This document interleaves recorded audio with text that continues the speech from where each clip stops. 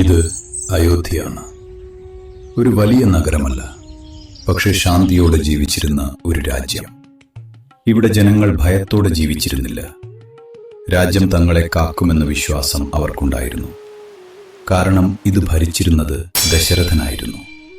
അദ്ദേഹം ഒരു വലിയ യോദ്ധാവായി അറിയപ്പെട്ടിട്ടില്ല, പക്ഷെ നീതിയോടെ ഭരിക്കുന്ന ഒരു രാജാവായിരുന്നു. മഹാരാജാവേ, ജനങ്ങൾ അങ്ങേ ഒരു രാജാവായിട്ടല്ല, ഒരു ദൈവമായിട്ടാണ് കാണുന്നത്. മഹാമന്ത്രി, എന്നെ ദൈവമായി കാണുന്നതിനേക്കാൾ ഒരു സുഹൃത്തായി കാണുന്നതാണ് എനിക്ക് ഇഷ്ടം. രാജാവായി അദ്ദേഹത്തിന് ഒരു കുറവുമില്ലായിരുന്നു. എന്നാലും ദശരഥൻ ദുഃഖിതനായിരുന്നു. രാജ്യത്തിലെ ജനങ്ങൾ അദ്ദേഹത്തിനെ ഒരു മകനെയായി കണ്ടെങ്കിലും തനിക്കൊരു മകനില്ലെന്നുള്ള ആശങ്ക ആയിരുന്നു ദശരഥന്. രാജാവായിരിക്കാൻ എനിക്ക് എല്ലാമുണ്ട്, എല്ലാവരുമുണ്ട്. പക്ഷേ പിതാവാകാൻ എനിക്ക് കഴിയുന്നില്ലല്ലോ സഖി. നമുക്ക് ആ ഭാഗ്യം ദൈവങ്ങൾ നിഷേധിക്കുകയാണോ? അങ്ങ് നീതി വിട്ടിട്ടില്ല. അങ്ങനെയുള്ളവരെ വിധി പരീക്ഷിക്കും, പക്ഷേ ഉപേക്ഷിക്കില്ല. അന്നത്തെ രാത്രി ഒരുപക്ഷെ ദശരഥൻ അറിഞ്ഞിരുന്നില്ല അദ്ദേഹത്തിന് ജനിക്കാൻ പോകുന്നത്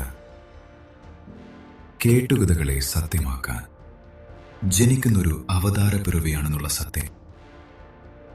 വർഷങ്ങളായി അയോധ്യയെ ശാന്തിയോടെ ഭരിച്ച രാജാവിന് തന്റെ രാജ്യത്തിന്റെ ഭാവിയെക്കുറിച്ചുള്ള ഒരു ചോദ്യമാണ് ഇനി ഒഴിവാക്കാൻ കഴിയാതെ വന്നത്. അങ്ങനെ ഇരിക്കെയാണ് ദശരഥൻ ഒരു യാഗം നടത്താൻ തീരുമാനിച്ചത്.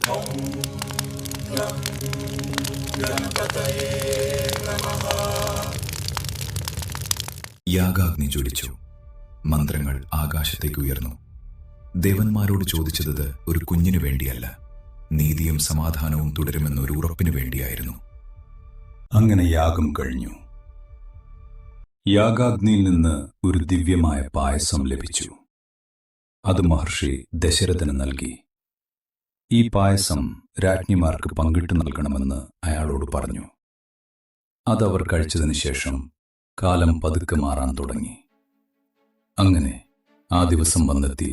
രാജ്ഞിമാർ ഗർഭിണികളായി. ദശരഥന് ആ സന്തോഷം അടക്കുവാൻ കഴിഞ്ഞിരുന്നില്ല. രാജ്യത്തെ എല്ലാവർക്കും മധുരം അയാൾ പങ്കുവച്ചു. അയാളുടെ സന്തോഷം അയോധ്യ മുഴുവനും ആഘോഷിച്ചു. അങ്ങനെ ആ ദിവസം വന്നെത്തി.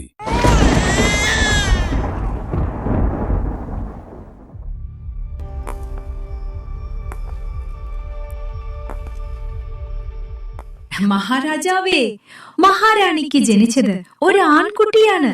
രാജൻ, എന്ത് പേരാണ് രാജൻ മകന് നൽകുന്നത്? രാമൻ. ആ നിമിഷം അലകൾ കടലിൽ അടിച്ചു വരാൻ കാത്തിരുന്നു. സൂര്യൻ പോലും ഭയന്ന് വിറച്ചു. ഇടിയും മിന്നലും. ആകാശത്തിന്റെ അറ്റത്ത് ശ്വാസം പിടിച്ചു നിന്നു. കാറ്റ് തന്റെ വഴികളികൾ മറന്നു. കാലം ഒരു നിമിഷം തടഞ്ഞു നിന്നു. കാരണം ലോകം തന്നെ തന്റെ വിധി തിരിച്ചറിയുകയായിരുന്നു. ധർമ്മം മനുഷ്യനായി ശ്വാസമെടുത്ത ആദ്യ നിമിഷം. ആ ദിവസം രണ്ട് കാര്യങ്ങൾ സംഭവിച്ചു. ഒന്ന്, അവനുമുണ്ടായി. രണ്ട്, ഒരു ഇതിഹാസത്തിന് തുടക്കം കുറിച്ചു.